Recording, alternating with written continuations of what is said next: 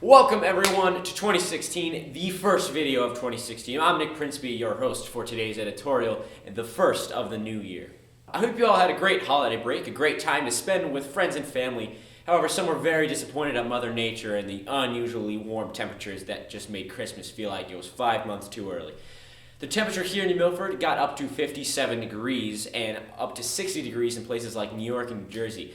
And not to mention the rainy days prior and after Christmas that just took away the natural Christmas feeling outside.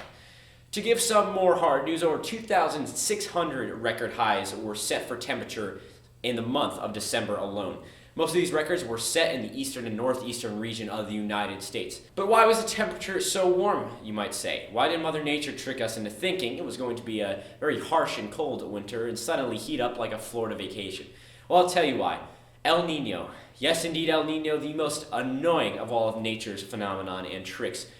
There's actually El Nino, which causes drastically warmer temperatures around the winter months, as we have been experiencing, and La Nina, which is the exact opposite, cold and harsh temperatures like today. But I think it's safe to say, as of this holiday season, we like La Nina a tiny bit more, unless, she takes it too far. But why am I personifying nature? Well, because these systems seem to have a mind of their own and are close to unpredictable and come and go when they please. Usually, every few years or so, they'll show up to ruin Christmas and the holiday season. No, but on a serious note, El Nino is a hard thing to comprehend. A lot of sources describe the system as an irregular increase in temperature in the central region of the Pacific Ocean. I was curious to find out why, though, because I'm a person who needs to understand why to understand anything.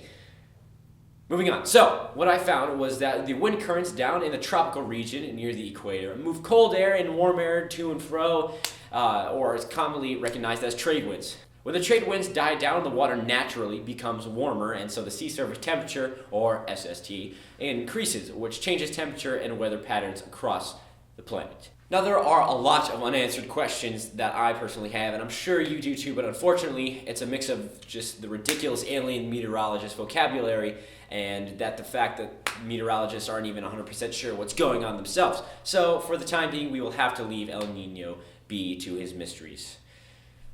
Again with the personification. So, of course, any major occurrence must bring up some sort of controversial political uproar, as always, and the global warming activists come out to push their arguments. But look, El Nino is, yes, an irregular, kind of random environmental change, but in a sense, it's all too regular, and it happens systematically every 7 or 10 years. And it's not just a recent occurrence. These systems date back from the early 1900s, and one can only predict earlier than that. So just to clarify, it's just a moderate to strong El Nino system. Terminology. This is not any sign of, major global warming change. We live on an ever-changing planet, and planets do change, climates do change. It's natural, but we can't jump to drastic conclusions, even if it ruins your holiday season. I'm sorry, it ruined mine too. We'll have to get along holding hands. Anyway, well, I'm Nick Prinsby for the first time of 2016, and I will see you next time.